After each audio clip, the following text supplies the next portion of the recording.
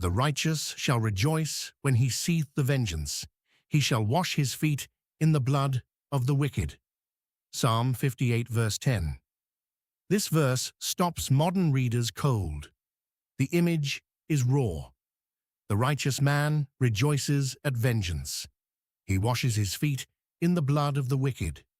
Nothing here is softened or explained away. David writes what he means, and what he means demands careful handling. The rejoicing of the righteous is not the gloating of a bitter man who finally gets his way. It is the response of a soul who has waited on God's justice and now sees it arrive. When the corrupt judge, who twisted verdicts and devoured the innocent, finally falls under God's hand, the righteous man does not mourn. He rejoices, not because he delights in suffering, but because he delights in righteousness. The fall of the wicked is the vindication of God's law. It confirms what the righteous man has believed all along, that God sees, that God acts, and that wickedness does not win. Proverbs 11 verse 10 captures the same truth. When it goeth well with the righteous, the city rejoiceth, and when the wicked perish, there is shouting. The city shouts, not because cruelty has been satisfied, but because order has been restored. Justice has spoken. The community breathes again. The image of washing feet in blood is a Hebrew idiom for total victory over an enemy. It appears again in Psalm 68, verse 23, where God says, "That thy foot may be dipped in the blood of thine enemies, and the tongue of thy dogs in the same." The picture is battlefield imagery. The victory is so complete that the field itself bears witness to it.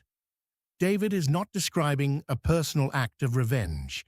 He is describing the scope and finality of God's judgment against those who oppressed the innocent. Revelation 19 verse 2 records the heavenly host crying, "Hallelujah," over the judgment of Babylon, which shed the blood of the saints. Heaven rejoices at God's justice. The righteous join that chorus. This is not a primitive instinct that the New Testament corrects. It is a permanent feature of what it means to love righteousness and hate wickedness.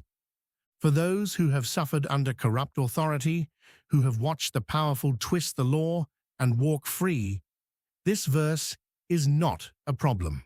It is a promise. So that a man shall say, "Verily there is a reward for the righteous. Verily he is a God that judgeth in the earth." Psalm 58, verse 11. The psalm closes with a declaration that rises from the wreckage of the wicked. When God's judgment lands, men take notice. The observer who watched injustice run unchecked, who questioned whether righteousness had any future, now speaks with conviction. Verily, there is a reward for the righteous. The word verily carries the force of certainty confirmed by evidence. This is not wishful thinking. It is a conclusion drawn from what the man has just witnessed. The righteous man who suffered, who waited, who refused to abandon integrity when the corrupt prospered, that man receives his reward. God's vindication of the righteous becomes a public testimony. The second declaration is equally forceful. Verily, he is a God that judgeth in the earth, not only in heaven, not only on the last day. Now, God's judgment operates in history. The nations see it. The men who thought they could build their schemes on injustice and never answer for it, they see it too. This is the point the entire psalm has been building. The question in verse 1 was whether rulers speak righteousness and judge with integrity. The answer was no, but the psalm does not end with corruption winning. It concludes with God judging the earth and men acknowledging him.